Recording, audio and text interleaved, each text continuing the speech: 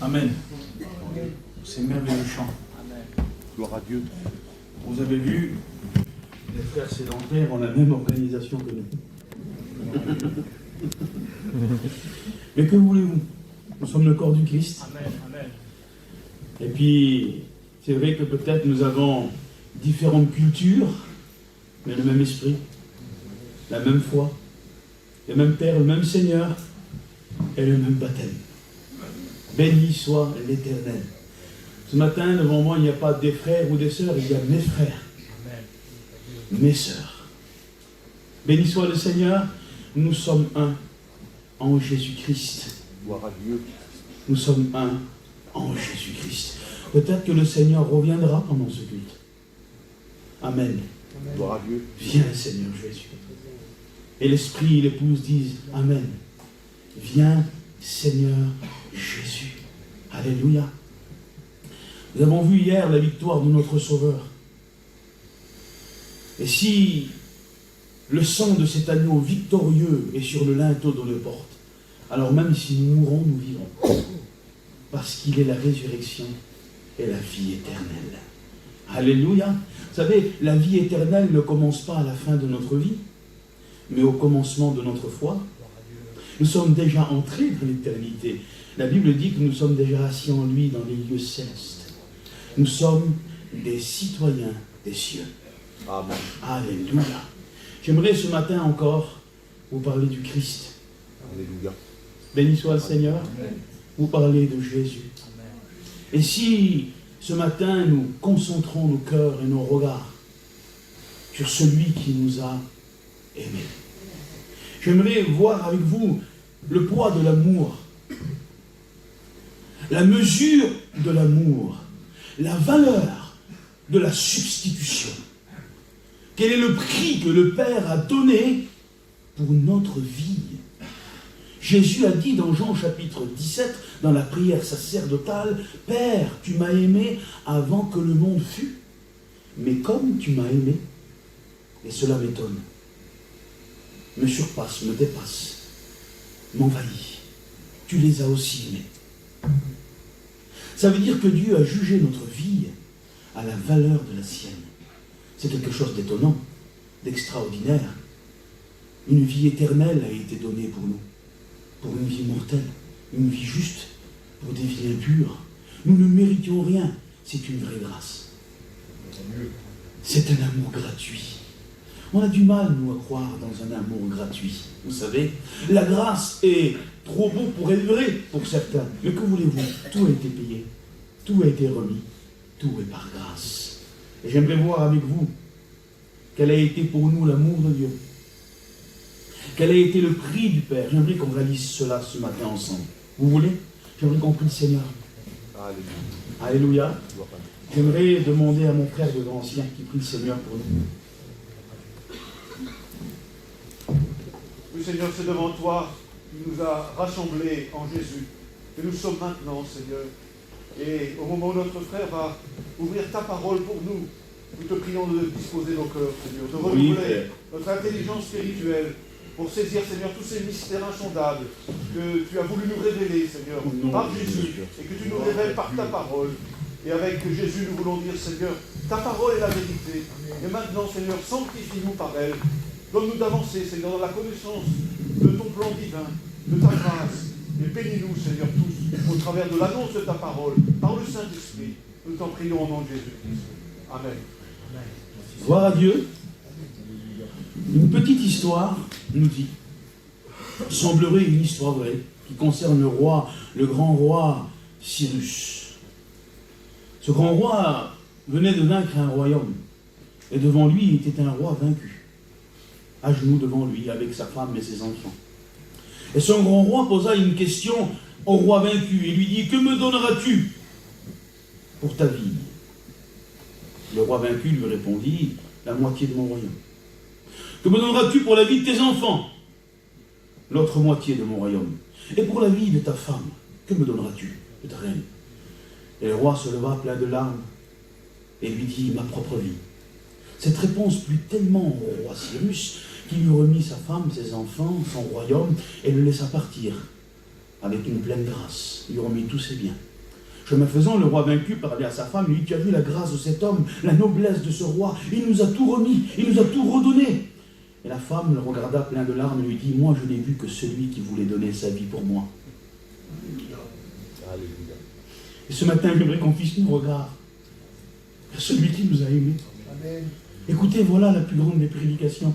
Il nous aime. Il t'aime quand tu es loin et quand tu es près. Mais il t'aime quand tu es super et quand tu n'es pas terrible. Il t'aime toujours. Il t'aime tout le temps. Indépendamment de tes victoires et de tes défaites, de tes humeurs, il t'aime, c'est tout. C'est une grâce. C'est un amour qui est gratuit, qui est plein. Nous n'avons pas le droit de rabaisser son amour à notre bonté. Écoutez, il est meilleur que nous. Alléluia. Il est plus bon que nous. Nous n'avons pas le droit de rabaisser sa fidélité à notre fidélité. Non, notre bénédiction ne dépend pas de notre fidélité, mais de la sienne. Car il est écrit dans le livre à Timothée, dans la 2e épître, si je ne me trompe, de 13, il est écrit, même si je suis infidèle, il demeure fidèle. Car il ne peut pas se renier lui-même. Dieu est bon. Amen. Alléluia. Il est écrit dans 1 Jean 3, verset 1, voyez quel amour le Père nous a témoigné. Alléluia.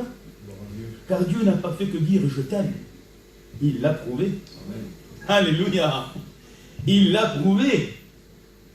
Voyez quel amour le Père a témoigné pour nous, afin que nous soyons appelés enfants de Dieu. Jean 3, verset 16. Connaissez-vous ce texte? Je vais vous le dire quand même. Béni soit Dieu. Amen. Car Dieu a tant aimé le monde qu'il a donné son Fils unique. Retenez bien ce mot, Fils unique. Cela est très important. Afin que quiconque croise en lui ne périsse pas, mais qu'il ait la vie éternelle. Ce texte de Jean 3,16 nous donne le poids de la rédemption. Il nous donne la valeur, la mesure de l'amour de Dieu, un amour éternel. Il est écrit dans l'épître de Jean que Dieu est amour. Vous êtes d'accord avec cela? Dieu n'a pas de l'amour. Il n'y a pas un moment donné où Dieu s'est dit je vais aimer. Non, vous savez, l'attribut de Dieu, c'est Dieu. Dieu est l'amour. Il est la justice. Il est la sainteté. Béni soit le Seigneur. Un homme ne peut donner que ce qu'il a reçu ou appris. Dieu donne ce qu'il est. Quand il donne l'amour, c'est lui qui donne. Dieu est amour. Et Dieu est amour de toute éternité. Et le Seigneur Jésus va dire dans Jean chapitre 17, verset 23, si je ne me trompe, « Père, tu m'as aimé avant que le monde fût. » Cela veut dire que quand il n'y avait que l'incréé, que le créé n'existe pas, quand l'univers n'était qu'une pensée, un projet dans le cœur de Dieu, quand l'ange guerrier Michael n'était pas créé, quand le prophète des cieux Gabriel n'existait pas encore, quand il n'y avait que l'incréé, le Père, le Fils et le Saint-Esprit, l'amour incréé existait déjà au sein de la divinité. Et le Christ en témoigne. Jean 17, 23, « Père, tu m'as aimé avant que le monde fût. » Si Dieu est amour, c'est qu'il aime depuis toujours. Dieu n'est pas égocentrique. Il a toujours partagé son amour de toute éternité. Et si Dieu est amour, il lui fallait un sujet primitif à son amour. Et le sujet primitif de l'amour de Dieu, c'est son Fils. Il l'a toujours aimé, de toute l'éternité. Un amour parfait. Un amour divin. Dans l'éternité, quand rien n'existait, le Père aimait le Fils et le Fils aimait le Père. Et cet amour éternel était lié dans le Saint-Esprit. Et il nous a aimés de cet amour-là. Et il nous a tellement aimés qu'il l'a donné. Car Dieu a tant aimé le monde qu'il a donné son Fils unique, afin que quiconque croise en lui ne périsse pas, mais qu'il ait la vie éternelle. Le poids et la mesure de l'amour de Dieu est infini et éternel. Pourquoi? Parce que le sacrifice est éternel. Béni soit le Seigneur. Parce que le sacrifice est éternel. Voici l'agneau de Dieu. Dieu n'a pas décidé de donner son fils quand Adam a péché. Hein. Le plan était déjà dans le cœur de Dieu. Hein. Vous savez que vous ne surprendrez jamais Dieu? Eh non. Dieu, nous, vous savez, on fait des plans selon les conséquences, parce qu'on ne connaît pas l'avenir, mais Dieu connaît la fin avant le commencement. Il est l'architecte du temps, l'artisan constructeur du début et de la fin. Vous ne surprendrez jamais le Seigneur. Et il est écrit que l'agneau de Dieu, était déjà immolé en son cœur dès la fondation du monde. Le plan rédempteur était déjà là. Béni soit le Seigneur. C'est un sacrifice éternel. C'est le Fils unique sur la croix. Il est écrit dans 1 Jean 5, verset 11. Or, voici ce témoignage. Dieu nous a donné la vie. Amen. Alléluia.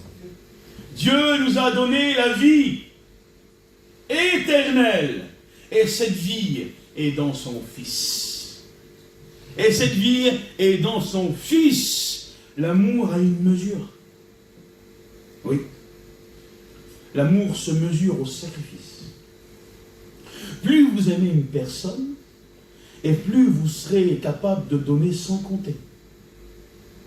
L'amour se mesure au sacrifice. Pourquoi si je te demande de donner ta vie pour moi, tu vas réfléchir 2 fois. Mais si je te demande de donner ta vie pour celui qui est assis à côté de toi, tu ne réfléchiras même pas. L'amour se mesure au sacrifice. Dieu n'a pas réfléchi.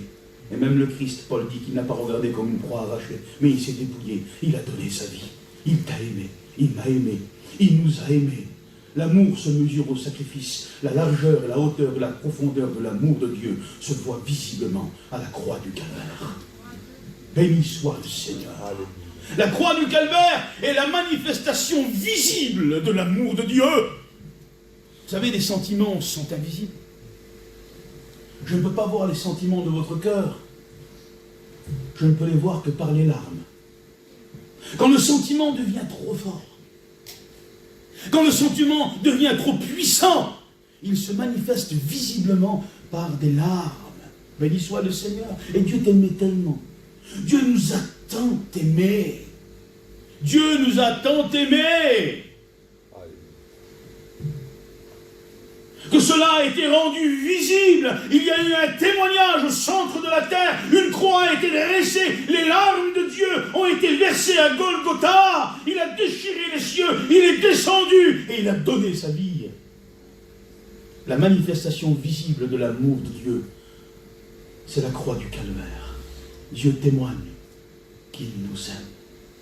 Alléluia. Il nous aime. Mais il n'a pas donné n'importe qui. C'est un poids éternel. La substitution est d'une valeur qu'on ne peut sonder ni expliquer. C'est le Fils unique qui a été donné. Le Fils éternel de Dieu. C'est la vérité éternelle de la parole. Jésus est le Fils unique de Dieu. Alléluia. Alléluia. Jésus a été manifesté en chair. Le Fils de Dieu est venu en chair. C'est un grand mystère. Essayez pas de le comprendre, vous ne pourrez pas. Croyez-le. Béni soit le Seigneur.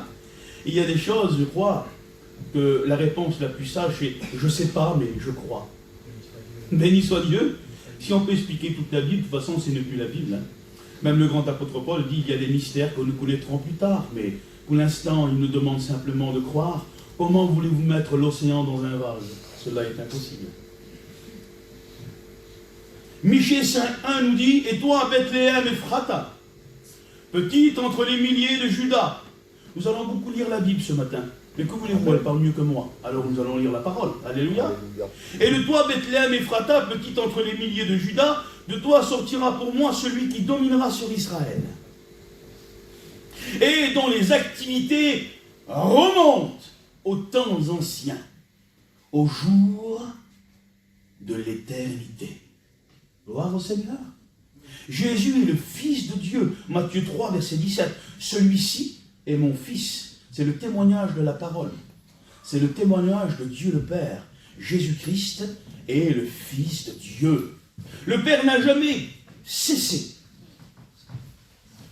de témoigner du Fils unique, de sa mort et de sa résurrection. Il y a des prophéties subtiles dans l'Ancien Testament, qui ne sont même pas orales, mais qu'il faut déceler par l'Esprit du Seigneur, et qui sont pour nous un grand trésor de prophétie, car le Père va même témoigner de son Fils dans tous les ustensiles du tabernacle, dans la vie et l'histoire des patriarches, dans tout ce qu'il y a écrit dans l'Ancien Testament, même les noms donnés à des hommes ont été inspirés par le Saint-Esprit pour témoigner du Fils qui devait venir. Tout l'Ancien Testament est axé sur le Fils unique. Alléluia! Il est le sommet de la révélation.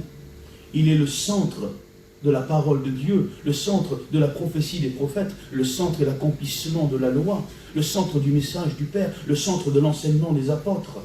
Il est le centre de l'Apocalypse, de la révélation. Est-il le centre de notre vie? Et là est une vraie question. Béni soit le Seigneur, il doit être le centre de notre vie. Ça doit être le Fils de Dieu.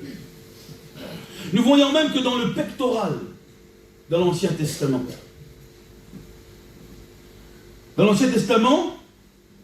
Dieu va ordonner quelque chose à Moïse, il va dire: tu feras un pectoral pour le souverain sacrificateur, orné de 12 pierres précieuses.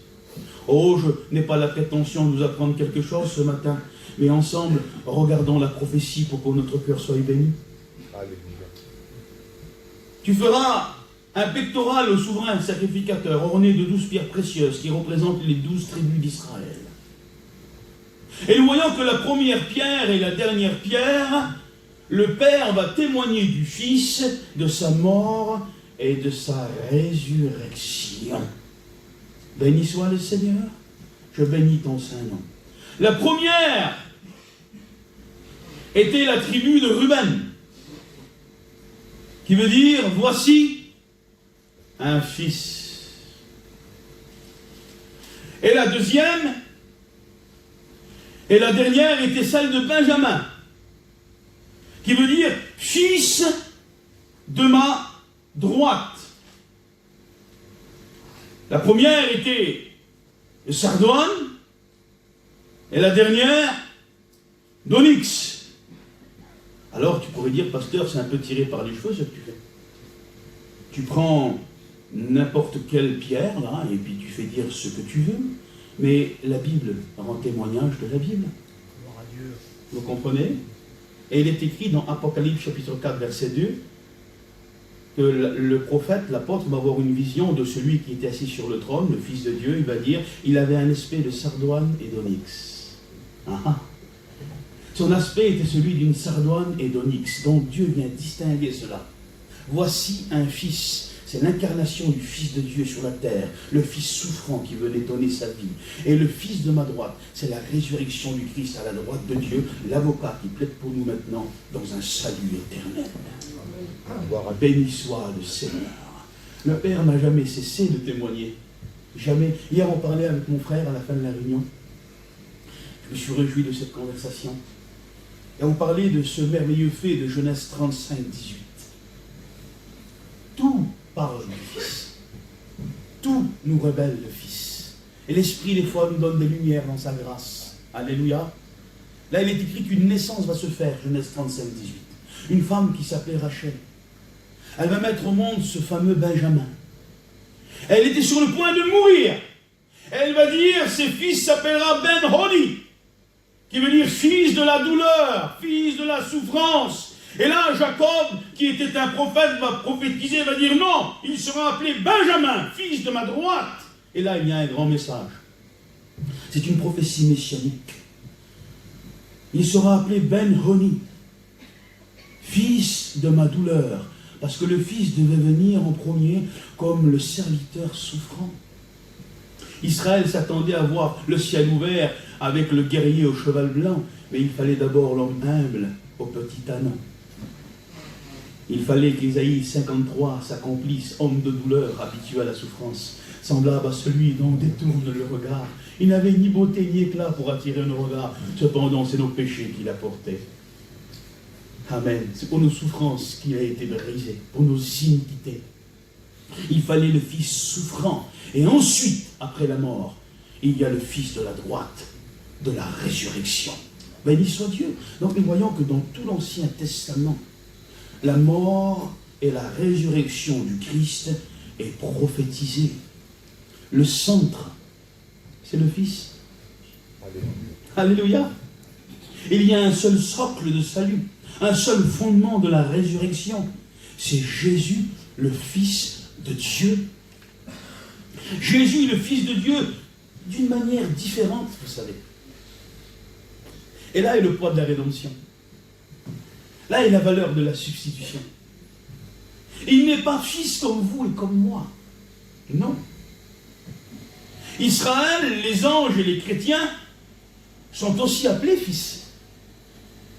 Ils sont aussi appelés fils. Tu es un fils de Dieu. Les anges aussi sont fils de Dieu. Et Israël aussi est fils de Dieu. Israël est fils de Dieu par la création. Deutéronome 32, verset 6. Les anges aussi par la création. Psaume 148, verset 1. Et les chrétiens, eux, par adoption. Jean 1, verset 13. Il est écrit à tous ceux qui ont cru en son nom. Il leur a donné le pouvoir d'être appelés enfants de Dieu. Et cela ne vient pas de la volonté de l'homme ni de la chair, mais de la volonté de Dieu. Nous avons été adoptés à travers la grâce. Béni soit le Seigneur. Donc Israël par la création, les anges par la création, et nous par adoption. Mais pas Jésus. Non. Jésus n'est pas fils par création. Il n'a jamais été créé. Il n'a jamais commencé à être le Fils, il n'est pas un Fils adoptif. Non, Jésus-Christ est le Fils éternel de Dieu. Jésus, le titre de Fils pour lui, c'est un état éternel. Et là, nous trouvons la valeur de la substitution. C'est que Dieu a donné son égal. Dieu a envoyé Dieu. Pourquoi? Parce qu'il n'y avait que la sainteté parfaite qui pouvait donner à la sainteté parfaite. Il n'y avait que l'éternité qui pouvait donner à l'éternité. Il n'y avait que Dieu qui pouvait payer Dieu. Écoutez, vous ne pouvez pas vous devenir Dieu pour aller vers lui, c'est impossible. Mais Dieu pouvait devenir homme, et ce Dieu s'appelle Jésus-Christ. Il est descendu jusqu'à nous. Là est le mystère de l'incarnation. Incompréhensible, insaisissable, mais c'est notre salut. Alléluia. Pourquoi il fallait qu'il vienne en chair? Parce qu'il fallait du sang. Il fallait du sang. Pourquoi il est écrit le sang précieux? Pourquoi il se distingue? Parce qu'il n'a jamais péché. Nous l'avons vu hier. C'est sa vie sainte qui donne le sang de l'expiation, qui donne le sang de la rédemption. Et ce sang-là est notre salut. Oui, le Fils, Jésus, le Fils unique, est le Fils de Dieu dans l'éternité antérieure à l'histoire de l'humanité. Et il reste le Fils de Dieu dans l'éternité extérieure à l'histoire de l'humanité. Et il en témoigne. Il dit, nous l'avons cité plusieurs fois, nous le reciterons encore, Jean 17, 23, « Père, tu m'as aimé avant la fondation du monde. » Il l'appelle Père dans l'éternité antérieure à l'humanité. Et dans Matthieu 26, 26, il va dire, « Je ne boirai plus désormais de ce fruit de la vigne, jusqu'à ce que j'en boive avec vous dans le royaume de mon Père. » C'est l'éternité extérieure, donc le Fils Jésus-Christ est le Fils de Dieu avant et après l'histoire de l'humanité. Il est de toute éternité, le Fils de Dieu. Alléluia. Et là est le poids de la substitution. Jésus dit dans Jean 20, verset 17, « Je monte vers mon Père et votre Père. » Jésus aurait pu dire simplement, je vais vers notre Père. Mais il vient distinguer sa filialité de la nôtre. Parce que la nôtre a eu un commencement, mais la sienne est éternelle. Béni soit le Seigneur, ce n'est pas la même. Jésus a toujours été le Fils. 1 Jean 5, verset 20 nous dit, le Fils de Dieu est venu. Il n'est pas devenu. Il est venu. Jean nous dit qu'étant dans le monde, il créa le monde. Béni soit le Seigneur. Il était dans le monde, et le monde a été créé par lui. Et l'apôtre Paul va témoigner de cela, ce texte merveilleux. Galates 4, versets 4 à 5. Il va nous dire, au temps marqué, le temps de la prophétie, bien sûr, la 69e semaine de Daniel, il serait trop long de parler de cela ensemble ce matin. Au temps marqué, Dieu a envoyé son Fils sous la loi, pour sauver ceux qui étaient sous la loi, nés d'une femme. Au temps marqué, Dieu a envoyé son Fils né d'une femme. Notez bien cela. Ce n'est pas le fils d'une femme qui est devenu le Fils de Dieu, mais c'est le Fils de Dieu qui est devenu le fils d'une femme. Alléluia. Il était déjà le Fils de Dieu. Alors, j'aimerais pas vous compliquer la chose ce matin, mais j'aimerais qu'on creuse un peu. Béni soit le Seigneur. Voulez-vous qu'on creuse un peu, trouver quelques pépites de la parole de Dieu ensemble? Allez, on va faire ce matin les chercheurs d'or. J'aimerais vous dire que cet or-là, elle est pure. Elle est bonne, elle donne la vraie richesse. Elle n'est pas atteinte par la rouille. Elle est éternelle. Parce que tout passera, mais sa parole, elle ne passe pas. Vous savez que vous avez une mine d'or chez vous? Vous avez la Bible? Lisez la Bible. Alléluia. Dévorez-la. Lisez-la. Dieu vous parlera. Nous n'avons pas le droit de nous plaindre que Dieu ne nous parle pas si on n'ouvre pas la parole. Dieu a décidé de nous parler. Et c'est à travers un livre qui s'appelle la Bible. Béni soit le Seigneur. Alléluia. Alors nous voyons que dans ce texte, quand Paul dit Dieu a envoyé son Fils, là il y a un mot. Paul dit exagesatos. Ça veut dire quoi ça? Ça veut dire mettre en lumière quelque chose qui était caché, mais qui existait déjà en tant que tel. Et ça c'est important. Et le même mot est employé quelques versets plus loin pour le Saint-Esprit, exagesatos. Ça veut dire Dieu a envoyé dans nos cœurs l'Esprit de son Fils, le Saint-Esprit. Est-ce que le Saint-Esprit est devenu saint quand il est entré en vous? Il était déjà saint. De même que Jésus était déjà le Fils de Dieu avant d'entrer dans le sein de Marie. Il est le Fils éternel. Béni soit le Seigneur, il n'a jamais commencé à l'être. Et oui, cela vient confirmer la prophétie. Il sera appelé le Dieu puissant. Ésaïe 7,14, cet enfant sera appelé Emmanuel, Dieu